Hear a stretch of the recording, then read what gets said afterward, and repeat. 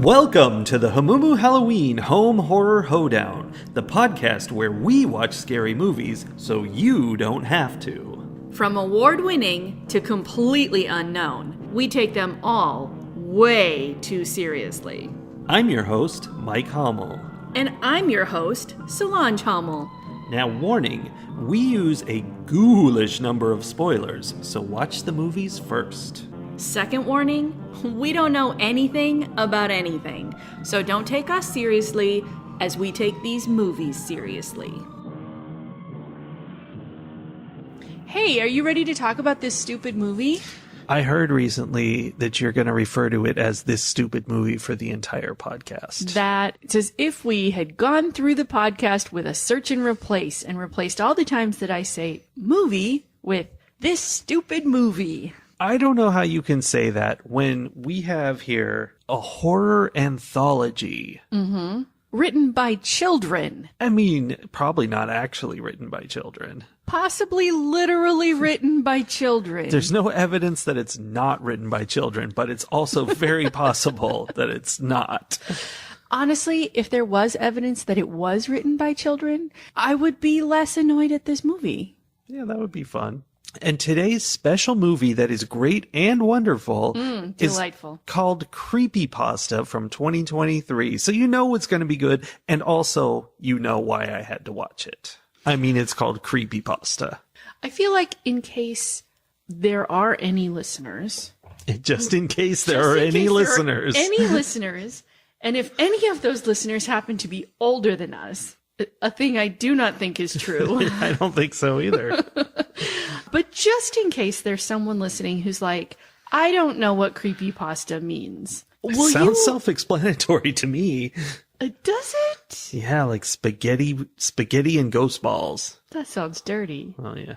No, will you do a very brief explanation as to where the term creepypasta came from and how it could possibly be connected to a horror anthology? You know what? As a young Gen Z millennial person, sir, I would love to help you out with this. No, sir. You're as Gen You're X. acting real sus right now. You're as Gen X as they come. You're barely even... That's cap. You're barely even cusp Gen X. At least I can say I'm on the cusp. No, you are terribly using outdated young person. I was trying to think of other ones and I can't. I'm surprised you're not like over here dabbing or whatever it's called. You didn't say it right. Oh, the oldness on this podcast is overwhelming. Okay, so Creepypasta is a concept from many years ago, actually. Like probably 20 years ago is when it started. I don't know. You can check your facts. So it's from those millennials that like all the boomers think are still young people, but are actually very middle-aged very old people. Yeah. On internet forums like Something Awful and 4chan and Reddit, kids would write scary stories. And I think the whole concept behind Creepypasta, which is based on the word copypasta, which is based on the phrase copy and paste. Mm-hmm. The whole original idea is that someone would start a scary story and someone else would add on and add on and add on. And so it's, people working together. Not really. It's not copying and pasting. Each one is writing their own thing, but they're combining, making a story together. Yeah, like a collaborative writing thing. Mm-hmm. Okay. But the way I know more of it, which I don't know much of it, is I think this is more of a Reddit thing, but people would start a story and pretend it was real. Like basically they're pretending that they're just doing journal entries for some reason on Reddit about something that's happening to them and being like, what do you guys think this means? Mm-hmm. And they'll insert like pictures, like they'll take a picture of their house and like, scribble some white on it in Photoshop and be like, oh, it looks like there's a ghost in here. What do you guys think? And stuff like that. And so it's all really dumb. And my understanding of it dovetails perfectionistically with this movie in that, as far as I know, these stories have zero plot structure. They don't make any sense, and they go absolutely nowhere. A typical creepypasta story to me, and I know other people disagree with this, and I will get into that, Okay. is like, I was coming into my house after work. I unlocked the door, and I thought I heard a noise behind me, and I came inside, and then I was killed. And that's the story. Yeah. That's the extent of the kind of storytelling and depth you get. And they try to be real creepy. And I feel like that is where they succeed. Like Slender Man is well known from this sort of creepypasta genre. And it's imagery and ideas that sound really creepy, but there's just nothing there. There's no story. There's nothing to it. And that's kind of my own high school writing history as well. So I understand it. It reminds me of the movie that we reviewed. Was it We're All Going to the World's Fair? Yes, which definitely fit in. Which was like the college version of this, you know, where of making videos with the intent of going viral by pretending that something is happening to you. Whereas Creepypasta is like the 5th grade version of it. Yes, indeed it is. And I do want to say that I looked at reviews of this movie, and there was definitely a lot of people hating on the movie, but hating on it from the perspective of, this doesn't even use all the really cool creepypastas. It's like, it's not even based on any that I've heard of, said this, you know. It could have been so amazing if it had been those great stories. And I didn't read those stories. Maybe they are great. But this movie very accurately represented what I thought creepypasta was like. Well, and I wonder how much of that is remembering great stories because you were like 12 when you read them. Yep. And they felt bigger and scarier and more put together than they really and they were. were in tune with your emotions and the challenges of the time. Sure. Well, it's like us reading scary stories to tell in the dark, right? We saw that movie. Oh, yeah. Yeah, Okay, because that was like our generation's version of that, only of course it was like written by writers. Right, actual published adult authors creating stories for children. Whereas this, I mean, I do like the idea of the accessibility for young people on the internet to connect with each other and to do creative writing. And, you know, it's amazing.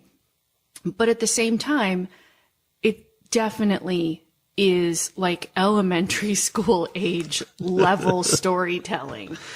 And maybe that's the point of this movie, is that maybe they did go and pick like the least mature of all of the stories, you know, like the ones that had, because none of these stories had like a beginning, middle, and end. No. They didn't have a problem solution. They didn't have character development of any kind. None whatsoever. And so often it was like you said, where there would sort of be something happening and then it would just be like the end. Mm-hmm.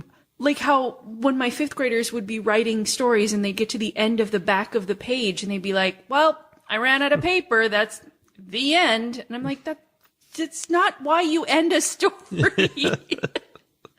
That'd be a fun twist, though, if you were reading a novel and it came out like that. Like, sorry, the publisher said if it was any longer than this, it would take a more expensive binding. So we're done. I had this many pages and it's over. Yeah. Which is why I say, if this movie had been written by 5th graders, I would be impressed. True. But I would be more impressed because I'd be like, oh, like, this is amazing for children to have done.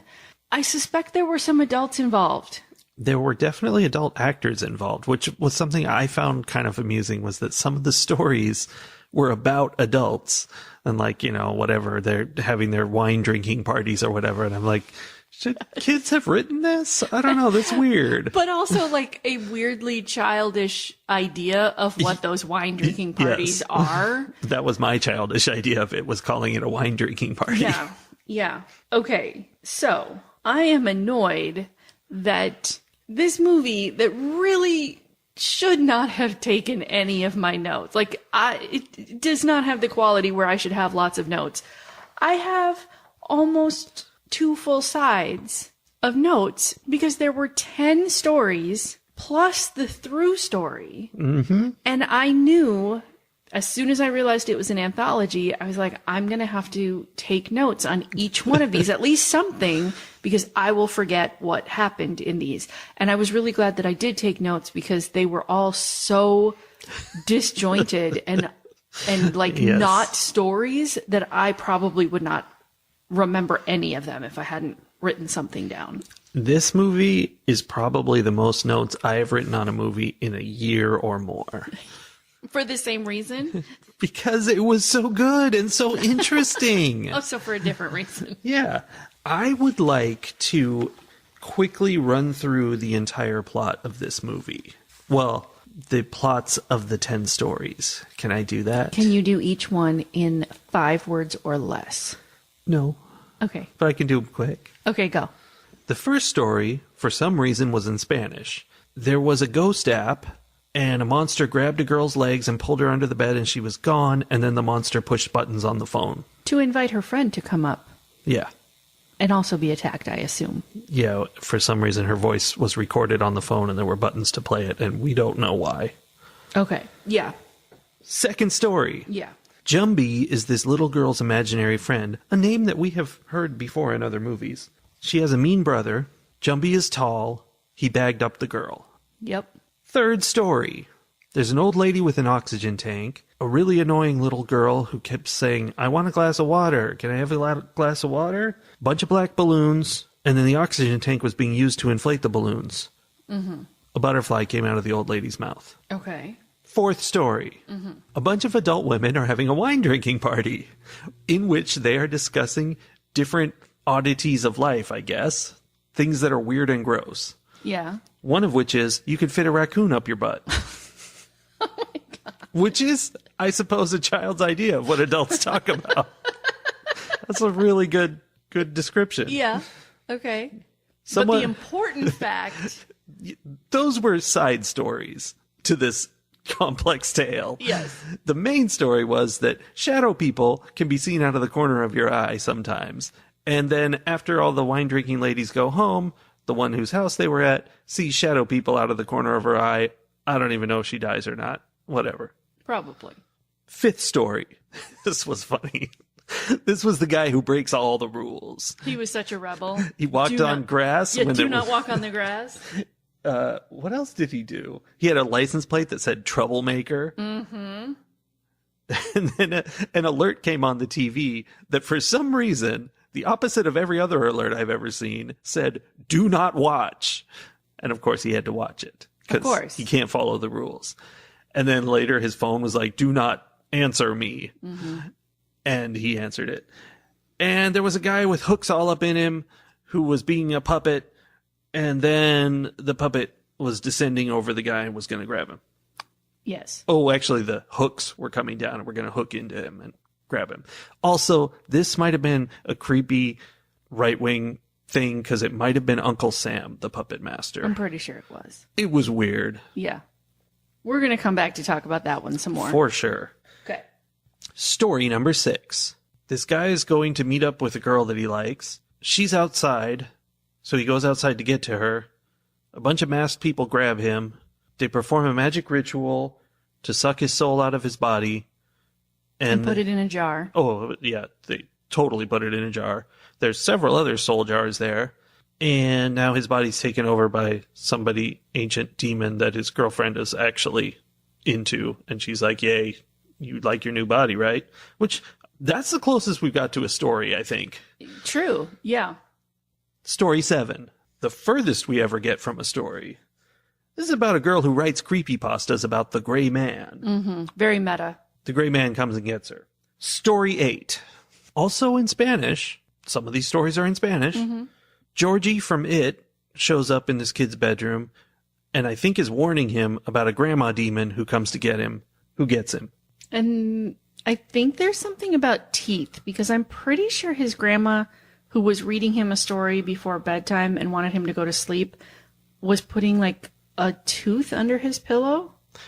Yeah, I know he was concerned that someone was going to show up for the tooth. And I thought it was going to be like, oh, the tooth fairy is actually a scary demon or something, but it wasn't really the tooth fairy at any point. No, it was some like demon ghost kid called Sam who apparently comes to visit him regularly. Sure. Now, that wasn't the problem. Grandma Demon was the problem. Yeah.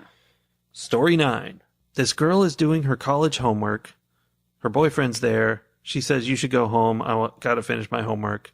She listens to like a podcast about evil rituals, and she says, Emkro Shavem, which probably makes her get killed. Well, she says it into the mirror. Yeah. And something bad happens. I didn't write down what, so I don't remember. And then the next thing we know is that someone, possibly her boyfriend, is listening to the same true crime podcast about the same ritual. Oh, so he's going to do it too. It was kind Twist. of a ring thing, like where it gets passed on, and yeah. Also, I spent most of this one trying to unscramble the letters of Emkro Shavem to feel like it must have meant something, but I couldn't figure it out. Okay. Story 10. I feel like there's a little bit of a plot here. Mm-hmm. Girl rings the doorbell. She's there to babysit Mateo because she's been called to do so. The parents aren't there. She's just going to take care of Mateo, who's sick. And he's like, oh no, there's a scary monster and he's going to eat you. And basically the monster eats her, but it turns out Mateo's glad about that because it's his job to be in charge of feeding the monster, who is El Cuco. Right. And as soon as he has fed his babysitter to the monster, then his mom can come home because it's safe because the monster's not hungry anymore. Yeah. Plot. Yeah. And that's all 10 stories. All 10 stories, which we are watching as the through story, is a guy who murdered his best friend for sleeping with his girlfriend and then comes to this house that has dead bodies in it and looks at a series of like zip drives, each of them having this like short creepypasta story on it. Mm-hmm. And he's like increasingly more and more dilapidated and like sickly looking. Just blood pouring out of his nose. As things go on. Yeah. And it like we don't know why he's there at first. And then by the end, you know, it's like, oh, you found your story. And, you know, then we see why he was there. We saw the tape of him killing his friend. But really, he's just there his story. Right. He's just there to find that tape and destroy it, I assume, so that he doesn't get in trouble for killing his friend, which is a weird story. Well, clearly she had hacked their computer and filmed this, and he went... She who? The creepypasta writer who narrated the whole movie. This movie was narrated by a 12-year-old girl. It was. Wait, so is it not the same creepypasta writer as the lady writer from the one story? No, because it was a little girl. Yeah. Okay. It was weird. She'd narrate and be like, my stories are extra scary because they have monsters in them. Or my stories get in your head like a mind virus and you're going to have to deal with that. And then we see a story about a virus. Yeah. Although none of them were really about a virus. Again, if a fifth grader had done this, I would be impressed. But I feel like this is an adult version of what a fifth grader thinks an adult is. Yeah. Okay. I don't disagree with any of your summaries of any of the short stories. I mean, there aren't a lot of facts to disagree with. No. There are a few I would like to comment on. Yeah, we can definitely dig into what they meant, what the themes and messages were. Well, here's the thing. There were a couple where I was like, oh, there's some depth to this one. The first one being the old lady and the kid with the oxygen tank and the balloons and all that. That one felt like it was an art piece that had something to say. Yes. And here's what I think it was saying. I think it was a story about mortality and about the futility of fighting against your mortality and about how annoying young people are. Is that a deep message? Because the young person was annoying. Was super annoying and disruptive and problematic. But then at the end, here's the really important piece about it. At the end, the young person was taking the oxygen tank that the lady needed to be alive and using it to blow up balloons. Yeah. And that felt very pointed to me. It was very rude. Kids today, I tell Right? you. Wait a minute. This creepypasta was written by a boomer. That fits with the other one. This movie was not written by anyone young. This was written by a 56-year-old guy who lives in a bunker and has an M16. Oh, no, they call it 15, AR-15. Yeah, he's got a wall full of guns. You think he's And he only made this movie. 57? I would put him more like He's 66. 72. No, he's 66. If he was 72, I don't know, mean, something would be different. the whole oxygen He wouldn't know what tank thing. creepypasta was. He's got grandkids. Yeah, he does. They don't live in the bunker with him because youth is annoying. Yeah, they don't want to hang around him anyway because he is weird. No, I just think that story, though, had a very pointed message about how the youth are squandering the resources that are necessary to keep old people alive. Yes, indeed. Right? That was it. And at the same time, being really annoying about asking for water a lot. Yeah, and that's part of it. And You think it's like a climate change, like drought thing? yeah, it's all you kids and your made up climate change nonsense when I'm just trying to sit here and water my lawn. This is a creepypasta written by like Montana about California. Yes. The Montanans got together and they worked together and each wrote a piece of the story. Each wrote a sentence. And because it's Montana, it's a story that's about 14 sentences long. Yeah. Everyone in Montana wrote a sentence. We love you, Montana. And that ties into story number 5 about the guy who breaks all the rules. This story was hilarious. And unlike that one, this one like tried to have a point, but it was so on the nose that it was like breaking your nose. Also, it was someone trying to have a point where you see the point that they're trying to make, but also the fact that they're trying to make that point shows that they don't understand the point of anything. Yes. Like, okay, it's someone who considers themselves a rebel writing about how much they like stomping on grass. right, how like all the rules, they're not going to just do what man. the man tells them to do, and how again it's about the futility of like trying to rebel, because in the end the Uncle Sam puppet master gets his hooks into you. Oh, good wording. Good wording. And, is controlling you and making you do the things that you want to do by turning your rebelliousness against yourself. It's about how the kids today are so unwilling to just conform like they should. And they insist on disobeying. No, I feel like it's the opposite. I feel like it was a message about, okay, here's the thing. I get the sense that this story was trying to be like Green Day's Warning, where it's all about like, you can't just follow rules for the sake of following rules, you have to think. Except in missing the point, they take it to the extreme of refusing to follow any rule that they are given. But it turns out it's bad to refuse to follow all the rules. I mean, I guess. Or did they want Uncle Sam to hook this guy in? I don't know. It's so. And the Uncle Sam thing was in the dark, so I thought it looked like Uncle Sam. It could be they weren't going for that at all, but that was definitely the vibe. No. There is no way that they weren't trying to evoke the idea of Uncle Sam, because it's like the tall, like long-limbed, tall hat, stripy hat guy that's like in parades and stuff in the 50s. Like it was an old-fashioned Uncle Sam thing. Like that was very, very specific. I don't know. There's some message there about following the rules and not following the rules, but that in not following any rules, you're suddenly following rules of some kind. Yeah. Yeah, it's making fun of like goth people, because that's something we always talked about like in college, because I knew goth people, and like it annoyed me how they were trying so hard to not conform that they were all conforming to their own separate thing, but they had to conform to each other. And if they didn't follow it right, they were like not good goths.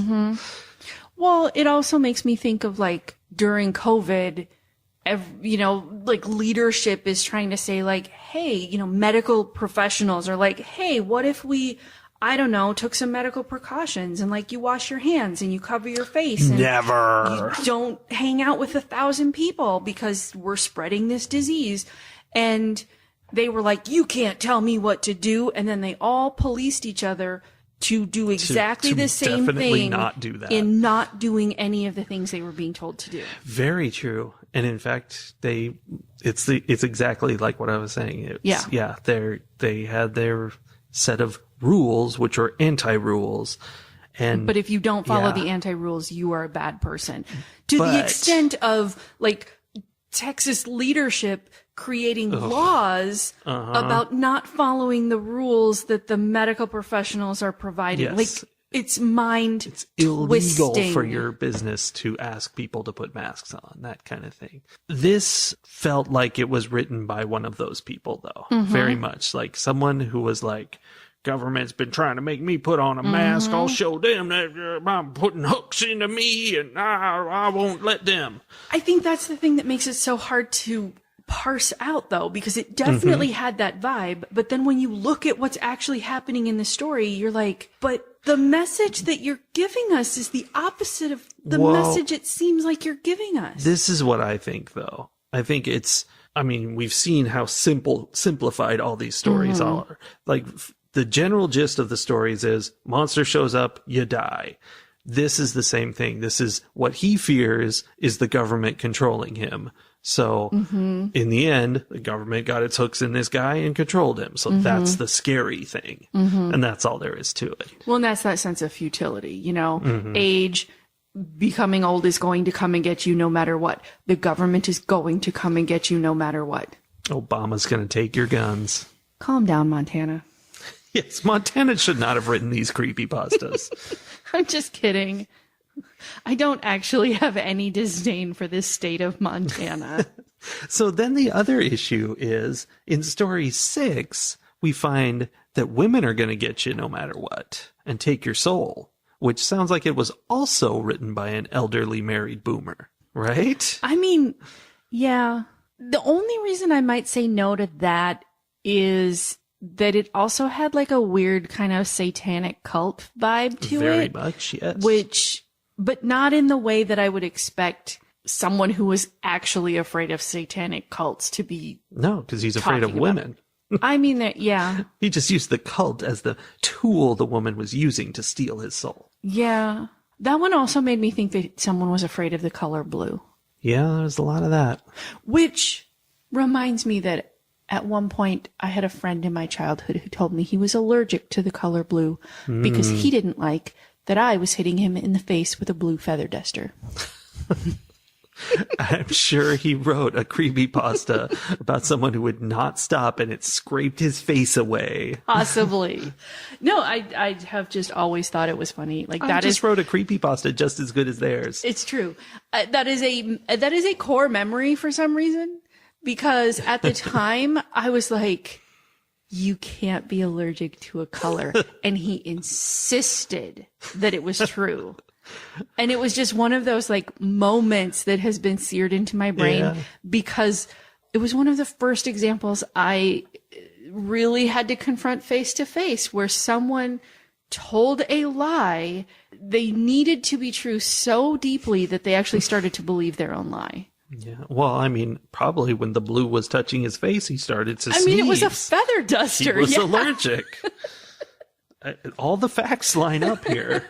Yeah. Okay, so my question for you then, because we've already covered all the ones that I think had any message to them. The rest of them, I think, were very, like, just, there wasn't much to them. Do you have a favorite and or least favorite amongst these 10, and if you include the 3 through story, 11 stories? I really think the story about the guy who refused to follow the rules was hilarious because we haven't really covered it, but they went all out. It was probably longer than the other stories because it had a couple minutes, well, maybe 30 seconds, of just him breaking every rule and stupid rules. And not just, don't walk on the grass what was it, like maybe not crossing the street at the right spot. Right. There was definitely, like, he gets in his car, which had the troublemaker license plate. Oh, yeah. And then immediately drives down a one-way street where, like passing the do not enter. And all the signs the do not enter had do not. Yes. Because every that time was actually the name of that story in the anthology. Like in the credits later, that one was called Do Not. So all the signs started with Do Not. I mean, it was so funny because they frame every sign and be like, look at this. And he's doing the opposite. Like, that's scary enough for me. They should have just stopped there. He's walking on this grass, even though he's being told not to. Someone might confront him. Or maybe that's the shock at the end. Is like an old lady comes over and goes, should you be walking there? Oh, I would die. That's a very different horror story. I know, but that's one from my perspective, not from the boomer perspective. Yes, definitely. Okay, what's your least favorite then? I am going to say The Gray Man. That there was absolutely nothing to that story. Like, there couldn't have been less if they tried. I feel like you're right. The only things I wrote there for that one are Lady Writer, The Gray Man, and then I also wrote down BFN because at one point, like, this young adult writer is like texting or whatever with the Gray Man or with her friend. Yeah, who at one then point is the Gray Man texting her also. I feel like there was a switch. Like, she was texting with her friend and then suddenly someone else was texting with her and it was the Gray Man. But at one point she like uses slang with her friend to say, she's like, I'm trying to get back to work. Like, you have to stop texting me. And instead of saying like TTYL or BRB or any like real text slang to say I'm leaving this conversation, she texted BFN, which I can only assume stands for bye for now. Here's what my thought, though. Which is trash. I won't argue that. But what if it's just that you're old and all the millennials are doing this? I hate it. I've never seen them do it to me, so I feel like it's not happening. Like, it's funny to me that I immediately knew what it was supposed to mean, probably from the context of the conversation, because I have literally never, ever seen anyone use that text abbreviation. Yeah. I was offended. Me neither. Well, sometimes horror movies can be very offensive. Indeed. Yeah, in that story, we never even saw the monster. He was like texting her, whatever, like, I'm going to get you, but it wasn't even that direct. It was just like, yeah, whatever. Hi, I'm the Gray Man. And then she like got sucked into a closet and was bloody and got sucked into the closet again and was gone. That was it. Yeah. That's a story. I mean, as someone who has written horror stories, there is a little something, like a little nugget of something that could have grown into. Well, of course. In the sense of like, you write yourself into a scary, horrific place, or, like the things that you write become so real. Yeah. Like, there was something there. There was an idea there, but it was not fleshed out in any way. No.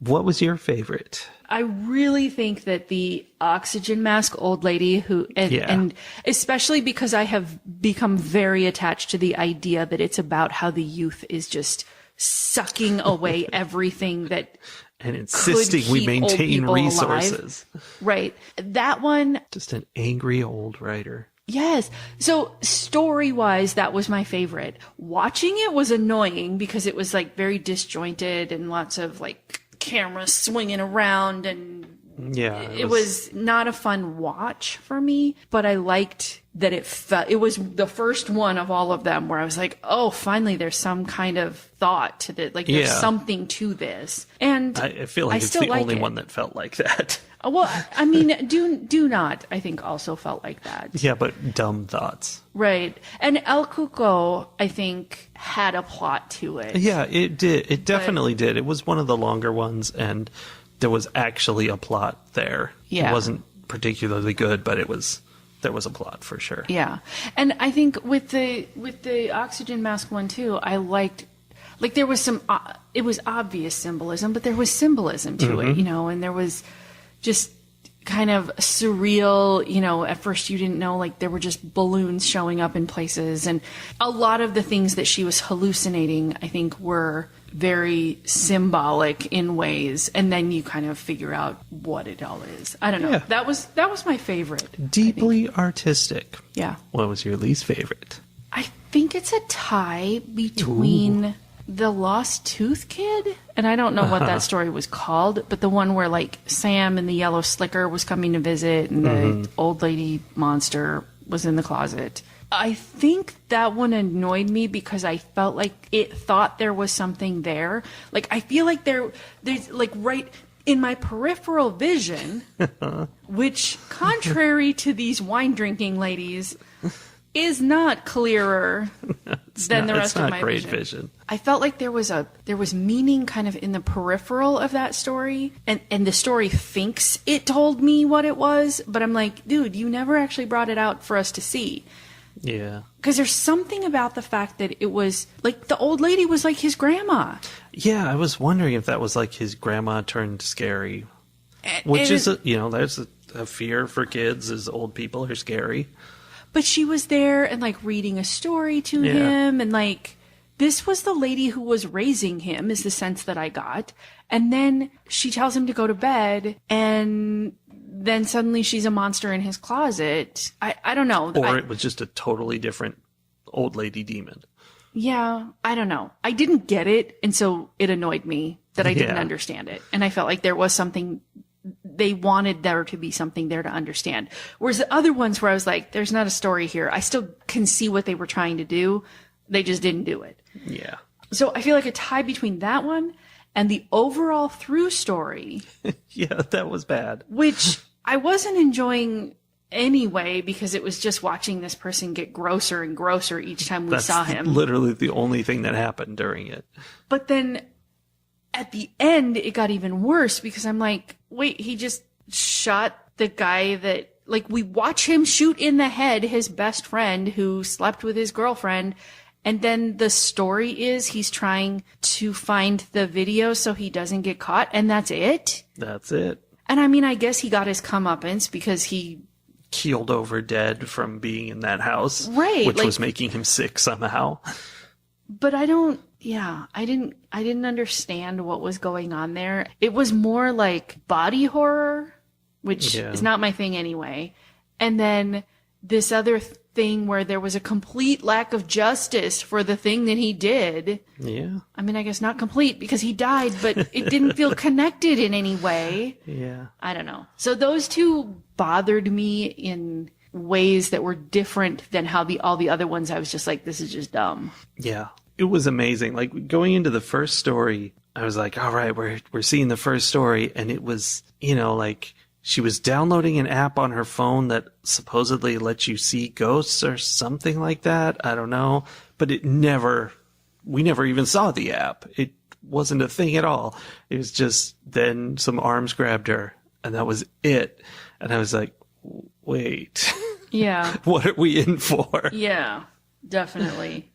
At the end, the guy who's trying to find who's watching all the stories, we're seeing his story, and he's talking to his best friend, and he's like, did you think I wouldn't find out, and all that stuff. Mm-hmm. And he says something about how she's not here anymore, or something like that. Like he suggests that the girl they're fighting over is gone.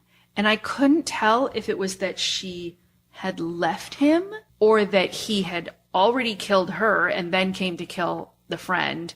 Or there was also some suggestion, I felt like, that she had been pregnant. And I was like, did she die in childbirth? Like, she was. She was pregnant with the friend's baby, right? Yeah.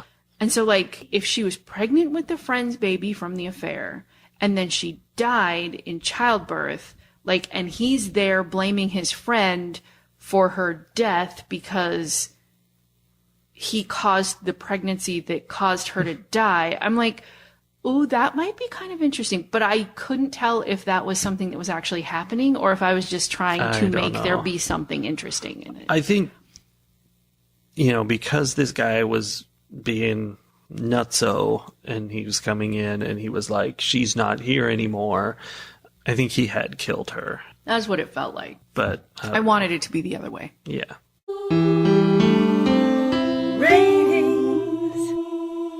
I feel like I have made it abundantly clear that I was not a fan of the Creepypasta movie.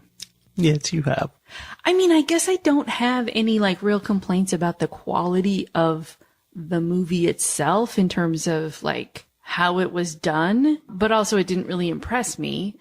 The stories were so weak. And even if that was the point, which I strongly suspect it was. You think? I do sort of think the whole point, it was supposed to be kind of funny.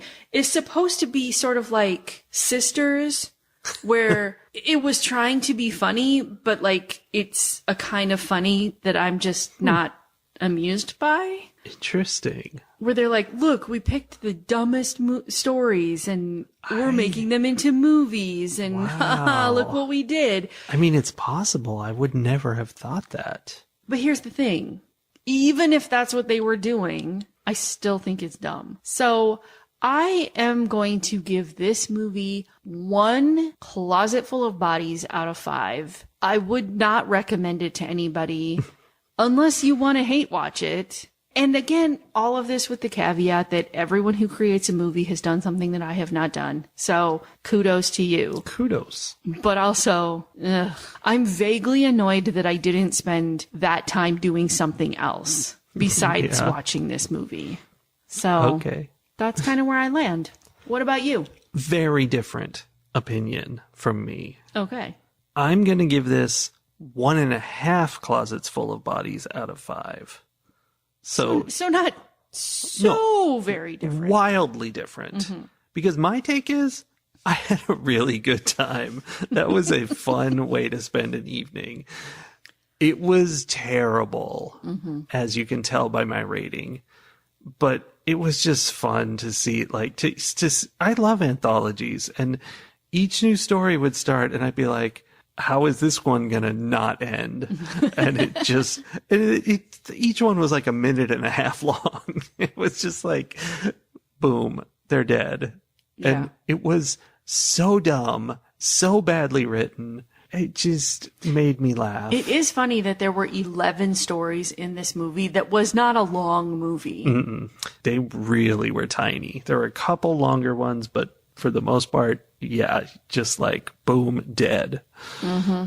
And that's not a story, but apparently they thought it was. And it entertained you, so... It really did. I can't describe it as so bad it's good, because it wasn't that good.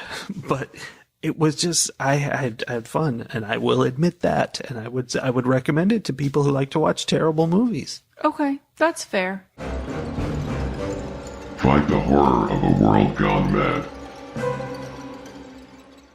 I'm going to use this section today to suggest some various places that you could get information that I always find informative and often entertaining at the same time. Here are some places that I go to learn about things that are going on, sources that I sort of trust, as much as I trust any sources, and, that I can go back to regularly and not get bored with. Okay. First, there are 2 Substacks that I read daily. I was gonna say. One of them is Heather Cox Richardson. Almost every day takes the day's news and relates it in some way to her understanding of history, because she has studied history, and puts the 2 together in a way that always helps me better understand both history and current events. And I find that fascinating because I'm not good at either one of those things.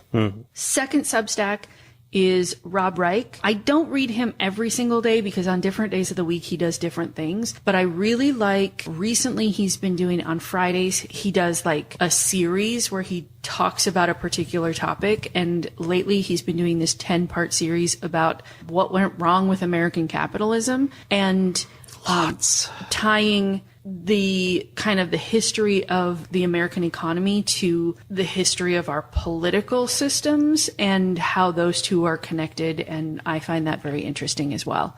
Because again, the economy and history are two things I'm not great at, and he helps me understand them. I want to put in a plug too related to that his son Sam runs the game show Game Changers on YouTube, which is highly recommended. Yes, has nothing to do with the economy, politics, history, or anything of any importance whatsoever. Importance or value, but is hilarious. Entertainment is important. Is hilarious. And then I don't know if any of my mention of this from earlier, when we were recording, will actually make it into the podcast today. But right before we filmed this, we were watching a TikTok by your pal Austin. Mm-hmm. I'm a little concerned about him because he is way deep in the trying to educate people about the state of the world and politics and taking it very seriously. And I'm a little concerned because it's he is trying to turn an ocean liner with not even a tugboat, with a canoe. Or pull a school bus up off a cliff. Yes. But I frequently find his videos to be very clear. He comes up with good analogies that help me understand things better. So if you are into TikTok, I would recommend your pal Austin if you want. Wait, is that his username? I think so. I thought you were just calling him my pal. No, I think his username is actually your pal Austin. Oh, Austin Archer. And yeah, I would recommend watching him because he does funny music stuff too, which is where we first started watching him. But lately it's a lot of political rantings, and he kind of, I like attracts like. Mm-hmm. I feel his pain. Oh, and then in a more mainstream kind of place, I also get lots of good information from the Texas Progressive Daily Podcast, which kind of summarizes Texas news in very brief 10-minute everyday sorts of things, which I appreciate. And also there's a podcast called #SistersInLaw, which is several women who are lawyers or otherwise connected to the legal system, and they take legal news and discuss it and answer questions about it and make it accessible. And these are all the places that I go to help myself understand things that I know nothing about. Good info. Also good info about Game Changer. Definitely. Mm-hmm. New season coming soon. You have to have something to cleanse all of that other stuff out of your brain. Oh, yeah. Big time. And to cleanse creepypasta out of your brain. Big time. Mm-hmm. We're going to go cleanse our brains right now with a whole new movie. And we'll be back next week to talk about it. Awesome. BFN. TTYL.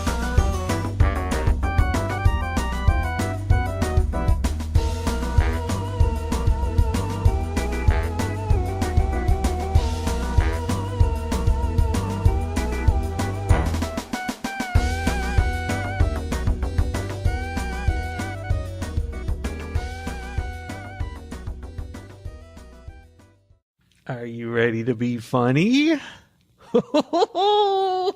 I don't know. I feel like I'm more ready to be bitter, but I can tell. That's sort of my standard operating procedures these days. And that's what I live with.